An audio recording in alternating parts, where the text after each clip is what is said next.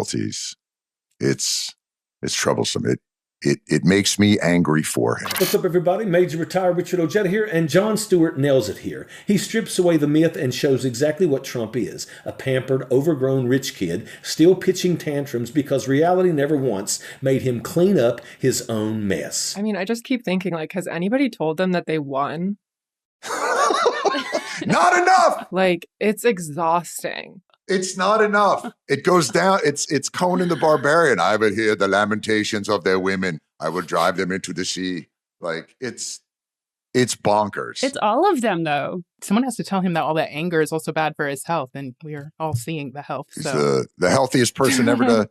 He's the healthiest person to ever assume the office of the presidency. So I wouldn't worry about that. But says who? His doctor, that Ronnie Jackson. Think about it. What would it even be like to grow up like a spoiled little Richie Rich, like Donald freaking Trump? The guy grew up having his ass wiped for him. He rode to school in the back of a Rolls Royce, while the rest of us were freezing at the bus stop. He never had to eat day-old peanut butter sandwiches, never had holes in his shoes, never had to worry about the lights getting shut off or the rent coming due. Food insecurity? Please. This man's only ever gone hungry waiting for the waiter to bring more ketchup for his steak. He never got grounded, never got told no, never faced a real consequence in his entire life. Just a spoiled little stinking brat who somehow managed to turn into a full-grown, narcissistic, evil man. And we're all supposed to give him credit for that.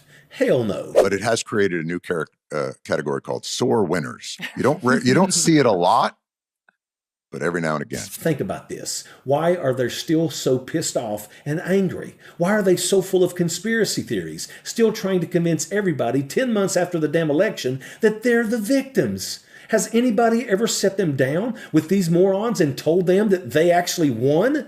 It's like, hey, buddy, calm down. The war's over. You won. You can stop screaming now. But instead, they're still walking around with this massive chip on their shoulder, shouting, "We got a mandate." Everybody wants this, while blaming Joe Biden for everything that's ever gone wrong in their lives, from their mama carrying her cousin to everything else. These toothless redneck morons are still living in squalor on $1,300 a month, mooching off food stamps and government programs, all while flying a 10-foot Trump flag above their busted, rusted, beat-up trailer. That's loyalty, apparently. Loyalty to the con man who'd step over them in a second if their lawn chair didn't have his name on it. Peel back the curtain on their costume, and what you find isn't victory or pride. It's cosplay. These people don't know how to act. It's like they're trapped in a bad Halloween suit, pretending to be human. Strip it off, and what's left is arrogance, stupidity, greed, gluttony, envy, sloth. Every one of the deadly sins stuffed into one bloated carcass of entitlement. And if you want to describe them in a more biblical sense, they're the very picture of Matthew 23:27. Whitewashed tombs, polished on the outside, but inside, nothing but rotten bones and corruption. That's the truth behind their gold-plated sham, their cracked marble, the peeled paint, and the stench underneath that tells the real story. They love Trump, and have you ever noticed how every Donald Trump story eventually becomes a love letter to himself? Every single time. Not too long ago, he's at the Naval Academy giving a speech, rambling like usual, trying to get a rise out of the troops just by saying Barack Hussein Obama. Like what? Does he think he's summoning a demon? Then he drags Melania out there to shout, "Hoo-yah, Navy!" I swear to God, I cringed so hard I nearly slipped a disc. So he starts in on his favorite topic, himself, by way of his doctor, Ronnie Jackson. He starts handing out kudos, bragging that Ronnie once declared him the healthiest president in history. And the crowd sitting there like, sure. Dr. Feelgood, tell us more about the man who thinks Diet Coke counts as a vegetable. You can almost picture it. Ronnie spinning one of those old carnival prize wheels. Who's the healthiest president of all time? Spin, spin, spin. And it's Donald Trump. Congratulations, sir. You win another round of applause and a double cheeseburger. That's exactly how it works in his head. Life's just a game show, and he's the only contestant who ever gets to win.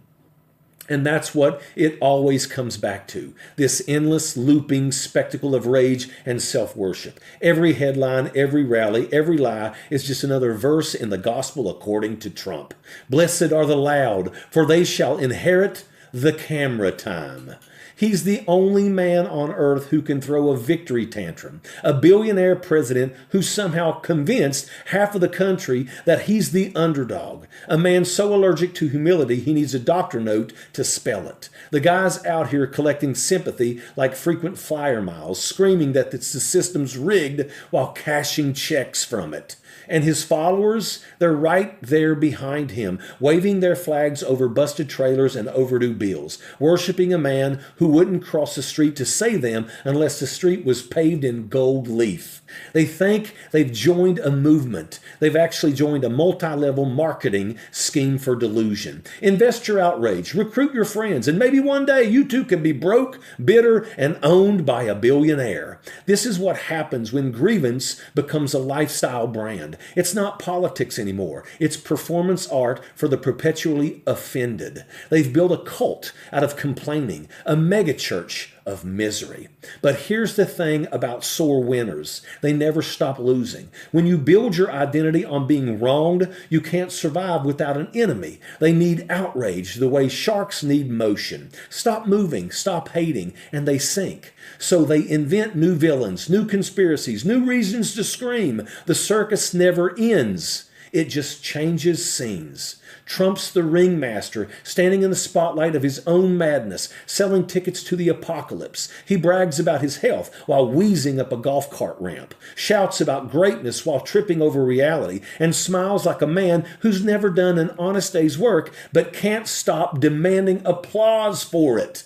The healthiest president in history. Sure, if cholesterol counts as confidence, his workout plan is rage, his diet is validation, and his cardio is running from accountability. He's a man who can't tell the difference between loyalty and servitude, faith and flattery, America and a mirror. And that's where the rest of us come in. We're the ones standing outside the funhouse, watching the reflections twist and warp, shaking our heads while the crowd inside cheers.